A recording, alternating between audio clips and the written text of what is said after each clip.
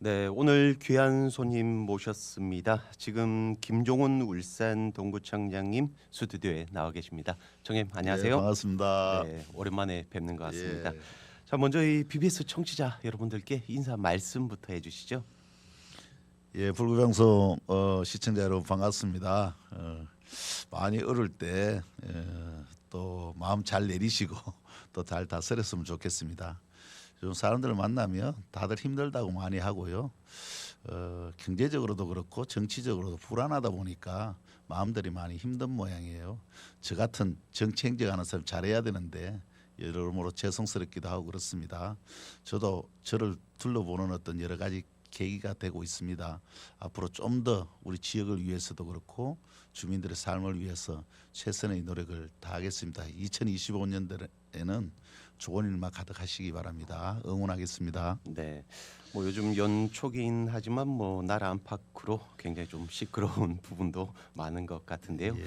자, 2024년 지난 한 해 그 좀 어땠는지 궁금하고요. 또 예. 동구 구정에 또 어떤 성과가 있었는지요. 2024년을 둘러보면은 제가 이제 들어온 지 2년 6개월 정도 된 것 같은데요. 초기에 들어올 때 좀 아마득했습니다, 사실. 사람들이 기대치도 있고 또 김종훈이라는 사람이 시의원도 했고 또 구청장을 예전에 한 것도 있고 국회의원도 했으니 뭔가 잘하겠지라는 어떤 이런 바람도 있었던 것이지요. 이걸 어떻게 충족시켜야 되나 마음이 사실은 많이 무거웠습니다. 새벽에는요. 목류병 환자처럼 일어나가지고 여기저기 돌아다니기도 하고 사람들을 만나기도 하고 이랬던 기억들이 많이 있는 것 같아요.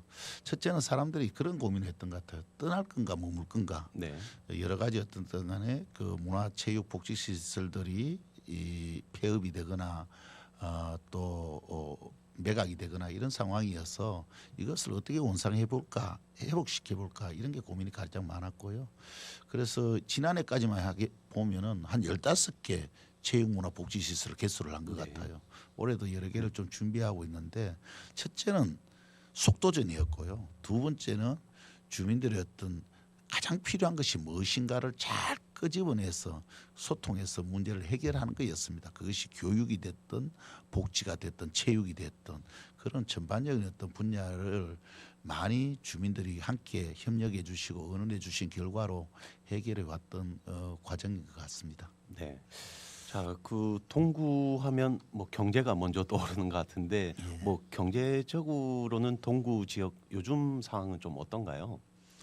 전체적으로 인구가 이제 한 10년 전에 비하면 한 3만 명 정도 줄어들긴 했어요.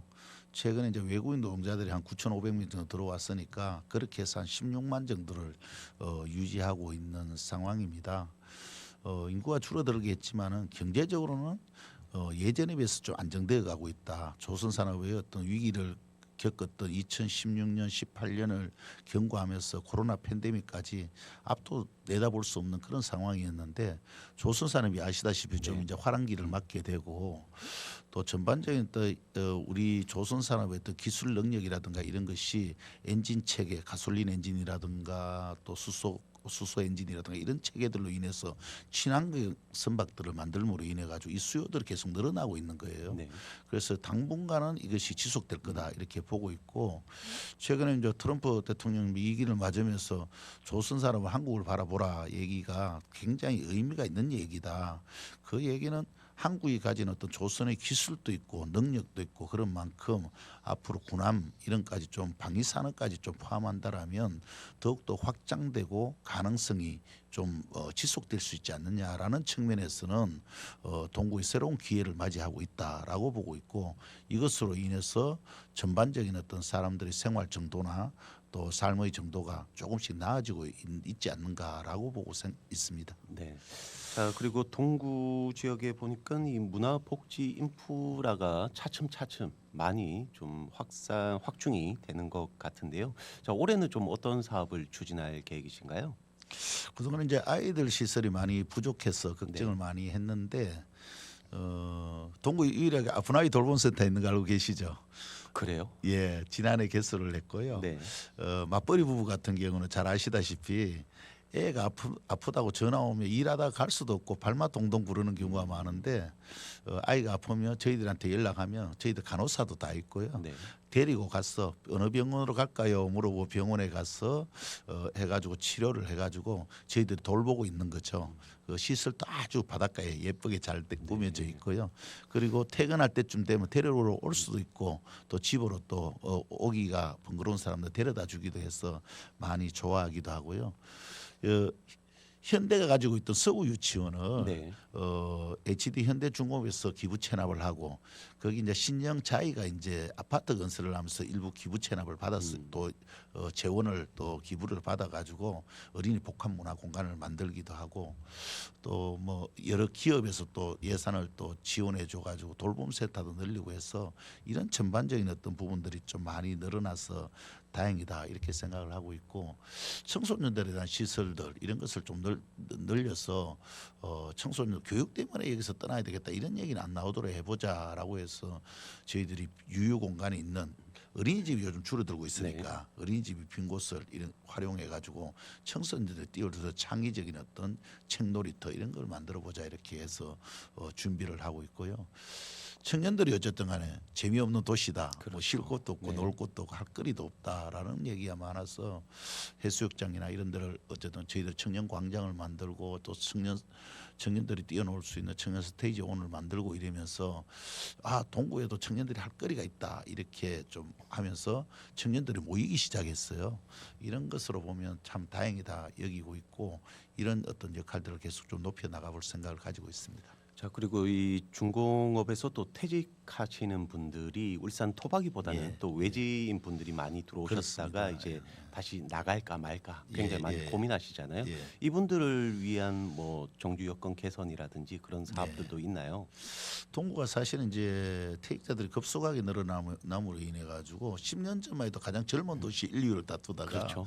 지금 고령화 도시 1, 2위로 가버렸습니다. 지금 뭐 저희들 울산으로 보면 한 17% 정도 되나요? 우리는 이제 한 18% 정도가 이제 노인 인구로 돼 있는데 대부분 이제 제조업에 종사했던 사람들이니까 몸이 좀 많이 아프기도 하고 또 어려워서 우리가 노동자 센터를 만들면서 근골격계 치료 센터를 같이 만들었어요. 만들어 가지고 이분들이 어떤 평생 노동을 하고 몸을 가누기 힘들고 진통제만 먹고 버텨야 되는 게 아니라 조금씩 어떤 치유하고 또 치료하고 해서 좀 건강하게 삶을 지원할 수 있도록 만들어야 되겠다 이렇게 생각을 하고 있고요. 또 사람들이 가끔은 갇힌 공간도 필요하지만 밖에 나가 사람 구경을 하고 싶어하는 게 있는 거예요. 그래서 우리 동울산 시장 쪽에 처음으로 어르신 공원도 만들었어요. 네. 어른들이 거기 와서 편안하게 쉬면서 사람들과 소통하고 또 시장에 사람들을 만날 수 있는 그런 공간을 만들어 보자 이렇게 만들었더니 대단히 좋아하시기도 하고 또 퇴직자 협동조합을 저희들이 좀 해가지고 준비해가지고 같이 준비를 하고 있거든요. 상당히 많은 사람들이 모였고 퇴직한 사람들이 같이 일해왔던 사람들끼리 소통도 잘 되기도 하고 동병상련도 있지 않습니까? 아픔도 있고 좋았던 기억들도 있고 하니까 그런 사람들이 함께 여기서 어울려 살아갈 수 있도록 그런 모임을 만들어 가지고 소통도 하고 실제 어쨌든 경제적 활동도 할 수 있도록 이후에 지원해서 동구를 떠나가지 않고 여기서 지속적으로 함께 머물면서 행복하게 살아갈 수 있도록 저희들이 돌봄을 계속할 생각을 가지고 있습니다. 네, 동구 지역에 아주 적절한 그런 정책인 것 같습니다. 고맙습니다. 자, 그리고 총장님께서는 취임하시고 뭐 여러 가지 일들을 많이 하셨지만 가장 좀 기억에 남는 게 아무래도 동구 노동복지기금 이 마련한 것과 또 영세사업장 사회보험료 지원 사업이 있던데 이 운영을 좀 해보니까 뭐 어떤가요? 영세 사업자들 이제 사회보험료 같은 경우는 노란우산 공제 이래 가지고 한 80%까지를 지원해 주는데도 불구하고 위기일 때는 이게 10원짜리가 하나 사실은 어렵죠. 길어올 때가 있잖아요. 그러면 이걸 지원을 받을 수 있는데도 불구하고 그 20% 비용 때문에 안 하고 있더라고요. 그래서 저희들이 그걸 좀 더 도와드리자 이렇게 해서 도와드리면 본인은 이제 뭐 거의 한 달에 몇천 원만 내면은 될 수 있도록 해가지고 지원을 하고 지난해 같은 경우는 뭐 전 홍보가 적게 됐는지 생각보다 많은 사람들이 참여를 하지 않았어요. 올해는 좀 더 해서 사회 영세 상인들의 어떤 사회적 안전망을 좀 만들어야 되겠다. 이 생각을 좀 하고 있고요. 노동복지기금 같은 경우는 사람들이 가끔 그래 노동복지기금 그 어렵게 돈 모아가지고 하나도 안 쓰고 네. 이용도 안 하더만은 그 뭐 하려고 만들었노 이렇게 얘기해요. 네. 그래서 저는 단지는 정말 그 해가지고 아픔을 겪어보지 않는 사람 모를 거다. 2016년부터 18년까지 3만 4천 명이 한꺼번에 거리를 쫓겨날 때 진짜 라면 한 봉지 손에 쥐어주는 사람이 없고 그 사람 할 때 그 누가 어쨌든 국가도 없었고 지방 정부도 없었고 기업도 없었는데 이 기금은 위기 기금이다. 모아놨다가 정말 이런 기회가 없으면 가장 좋은 거고 언제든지 이런 일이 일어난다면 도와드리겠다 하는 어떤 안전망의 어떤 네. 가장 중요한 문제이고 이것으로 인해서 동구에 있으면 정말 위기일 때 우리가 도움을 받을 수 있겠구나 하는 사람들의 안심 자금이기도 하다. 그리고 난 뒤에 그 중간에 어떠다 생활 지원금으로 저희들이 드리는 거는 중간에 갑자기 일자리를 잃거나 이러면 다음 일자리를 구할 때까지 생활 지원금을 해가지고 저희들이 그 지원을 해주거든요. 없었어요. 이 얘기는 뭐냐 그러면 상대적으로 사람들은 팔아 없지 않느냐라고 얘기하는데 저는 고마운 일입니다 이렇게 얘기했는데 왜? 그나마 일자리가 유지되고 있다는 것이잖아요.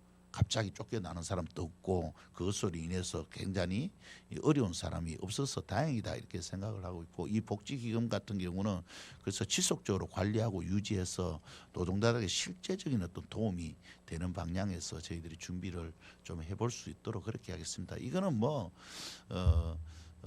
노동자들을 위한 것도 하지만은 한편에서 기업을 위한 것이기도 그렇죠. 하잖아요. 네. 기업에 그 오는 사람들이 사회 안전망이 있어가지고 찾아오는 도시가 되면은 기업도 살고 지역도 함께 살 수 있으니까 공동의 어떤 문제를 보고 그 노동조합 이런 데서는 이거 기금을 좀 내고 하는데 기업에서 또 기금을 별로 안 내요. 네. 제가 그래서 이거는 당신들이 해야 될 일인데 왜 안 내냐고 지금 얘기를 하고 있는데 기업 노사의 역할을 예, 사실 같이 좀 구청에서 했으면 지금 하고 계신 거네요. 맞습니다. 자, 그리고 이 동구하면 아무래도 뭐 자연 경관 자체가 워낙 또 예, 훌륭한 예. 곳이고 또 요즘에는 여행 트렌드가 좀 휴식형을 많이 선호하는 것 같던데 예. 이런 관광 분야는 좀 어떻게 하시나요? 독보에 누가 뭐라 하더라도 물어보면 산업도시이고 조선업도시이기도 한데 제2의 먹거리를 무엇으로 해야 되냐라고 물어보면 이구동성으로 관광이다 얘기를 하는 것 같아요. 네. 그거는 이제 첫째는 아름다운 대항원과 설도가 있어서 그런 것 같아요. 대항원 같은 경우는 이번에도 이제 전국 100선 안에 들어갔잖아요. 네, 그렇죠. 누구든지 찾아오고 싶어하고 또 오면은 이만한 데가 어디 있는가라고 감탄을 하는 곳이기도 하고 그렇습니다.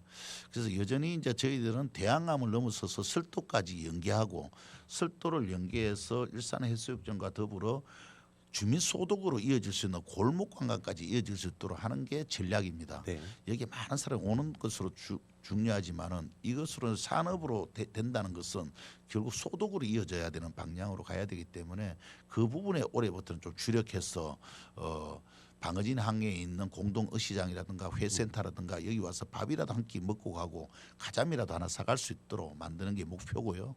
그다음 일산 해수욕장 같은 경우는 입구 같은 경우 들어가시는 잘 아시죠. 네. 거기를 광장으로 만들어 가지고 공사를 시작합니다. 해서 주말이면 거기 광장으로만 청년들이 와서 거기 버스킹도 하고 뛰어놀기도 하고 그러면서 그 골목골목 들어가서 먹거리고 또 먹고 즐기고 이럴 수 있는 공간으로 활용한다라면 지금보다는 어쨌든 조금 더 활성화될 수 있는 계기가 되지 않겠는가. 좀 머물 수 있는 환경을 만들어보자. 단지 대항암을 눈요기하고 떠난 것이 아니라 또 여기 와서 머물고 또 생활 좀 밥이라도 먹고 갈 수 있도록 그런 준비를 올해는 단단히 좀 해볼 생각입니다. 네, 잘 알겠습니다. 예.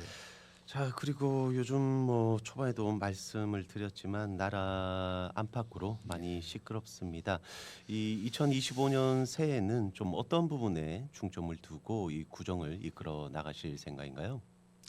첫째는 불안정한 요소를 많이 해결해야 될 텐데요. 정치적 상황이 이 사람들을 많이 불안하게 하는 것 같아요. 네. 울산으로 보면 전국으로 보면 지난해 자살률도 꽤 높고 우리 동구도 꽤 높더라고요. 이런 부분들에 대해서 저희들이 주목하고 있고 사람들의 어떤 생활, 삶, 생명의 어떤 문제 이런 부분들을 잘 케어할 수 있는 어떤 그런 기능에 최대한 초점을 둬야 되겠다. 아이부터 어른까지 그런 부분들이 이제 맞춤형 복지를 넘어서 복지 전달 체계를 제대로 짜서 그 단 한 사람이라도 저희 어렵게 고민을 하다가 세상을 마감하는 일이 없도록 잘 정리해야 되겠다는 생각이고요. 교육의 문제, 그다음에 복지의 문제 좀 더 나아지는 사람들은 결국은 사람이 돈을 벌고 산다는 것은 자기가 행복해야 될 건데 행복도를 높이고 삶의 질을 높이는데 주력을 해야 되지 않느냐. 겉으로 번지르한 뭔가를 잘 만드는 것이 중요한 게 아니라 그 사람 한 명 한 명의 어떤 아픔과 어려움을 같이 해결하는 방향에서 문제를 해결해 나가는데 좀 주력을 하자.